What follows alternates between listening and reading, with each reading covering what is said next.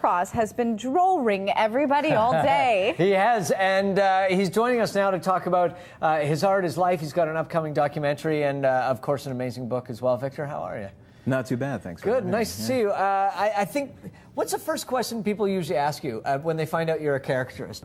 I mean, what is it that fascinates people with this particular art form? Well, one of the things that they first ask me is can you draw me? Really, yeah. Can you draw me? But everyone's a little bit nervous, I noticed, as well. I mean, when they find out you're a caricaturist, I think that puts people in a kind of sensitive territory sometimes. Well, yeah, and as you say, as a professional caricaturist, especially when doing live caricaturing, it's important to put people at ease. Yeah. Because when they sit down across from me and I'm getting the markers ready, and they're like this, you know, it's so self-conscious. So all you have to do is start talking to them and ask them about their interests, and you're putting them at ease, and you're finding out something more about your subject beyond the mere physical appearance. How do you define caricaturist? Of course, people use that word all the time, but what does it mean to you as far as the art form goes? Caricature actually comes from, I'm not sure exactly how it's pronounced, but it's an Italian word meaning loaded picture. Da Vinci explored stretching features out like silly putty of all people, right? Yeah. It's later on in history it became a political tool to cut down the ruling class, the nobles, the powerful and the wealthy, and to make them a mockery, to cut them down to size. But later on, of course, it also is a tool for good, right? Right. Yeah, well, yeah. I mean that is a tool for good there. Yeah. But it's also just pure entertainment as well. Right. Yeah. So it's not, everybody tends to have like two tracks of what caricature be. It could just be, it's not an art form, it's just a fairgrounds kind of thing. Or it's the opposite. It's a satire and political tool. Well, let's start with this fella right here. I mean, I guess the exaggeration is obvious, and that's what scares people when they sit down. But tell us about Jack Nicholson and why you enjoy drawing him. Well, he's definitely an icon, and I have a tremendous fascination with very iconic people. So he's up there in somebody that I've always appreciated. I'm a movie fanatic. Yeah. I love Jack Nicholson, and the classic Jack Nicholson arched eyebrow and the grin is just so much fun. The Cheshire Cat grin. We're looking at a couple of other images right now. I like that there's almost two sides to this. You know what I mean? Like as soon as you see it, you see there's sort of an opposites almost. Well, let's look at some other images. We've got Tupac. Why did you choose to draw him? Well, again, he's very iconic. Sometimes a person's fame or just mere presence of being a very prominent figure in their respective field of rap just calls and says, hey, you have to do that person if you're going to be an iconic painter. Right. Yeah. And I'm not like a big fan of his music, but sometimes I could be a tremendous fan. I've done the Beatles. I'm a big Beatles fan. Pop? I've done that. We've got a just that force within a culture as well is fascinating. Exactly. That's enough for me to do it. And Iggy Pop, I am a big Iggy Pop fan. So he's somebody who appears in my book, Icons and Idols, Pop Goes the Culture. And I'm an older guy, so of course I love John Lennon and Yoko Ono. I love this. That's a great one. Yeah. Yeah. And you know what? Actually, to tell you the truth, that's a cropped picture because I actually did the whole portrait of their famous two version album. Yeah. Which of course I guess we can't show that on TV, right? So. Right.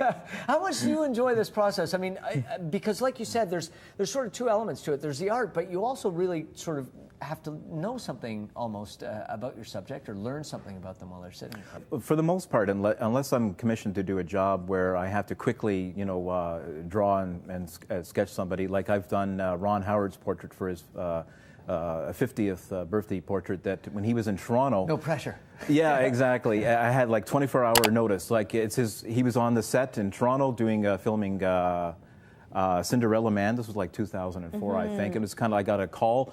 Can you do a picture of Ron Howard? Want to give him a portrait for his birthday? When? Tomorrow, like at 8 o'clock, can you be down here? Why not? It was already at 9 o'clock at night. It was, Now we've got some hockey pictures here. Tell us. Yeah, for the one that ones. we're seeing right now, that's just a fictional hockey portrait, just having fun with hockey players, and it was. And then we've got our Luongo. There is a spirit to the game, though, that you capture really well in there, right? I mean, people kind of forget themselves when, I don't know if you play hockey, but I know I do, and you kind of forget yourself when you're just. I've seen lots of photos of like holding the Stanley Cup and the frenetic energy that goes around, and I just thought it'd be fun. Now you have drawn us, I hear.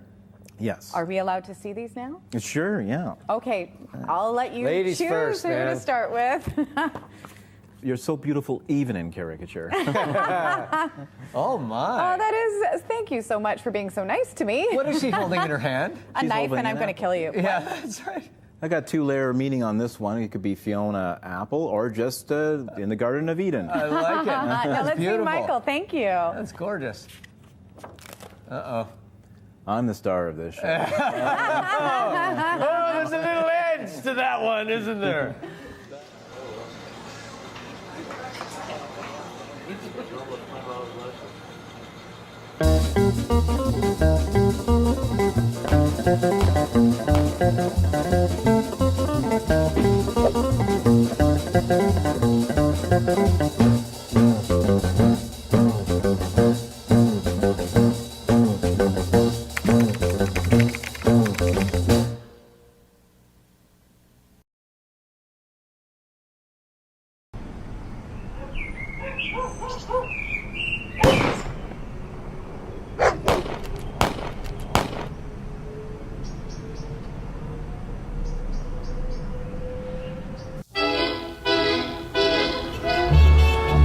In the shadows lurking, he's that man. With a plan, in the night he takes a stand.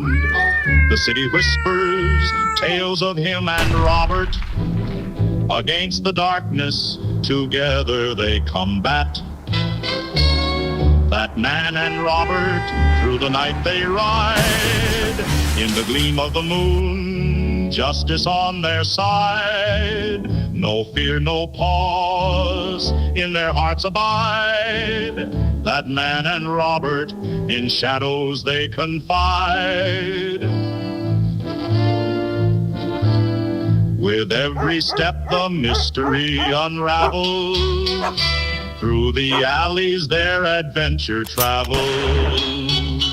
A bond unbroken, in danger they thrive. For that man and Robert, the city feels alive. That man and Robert, through the night they ride. In the gleam of the moon, justice on their side. No fear, no pause, in their hearts abide. That man and Robert, in shadows they confide.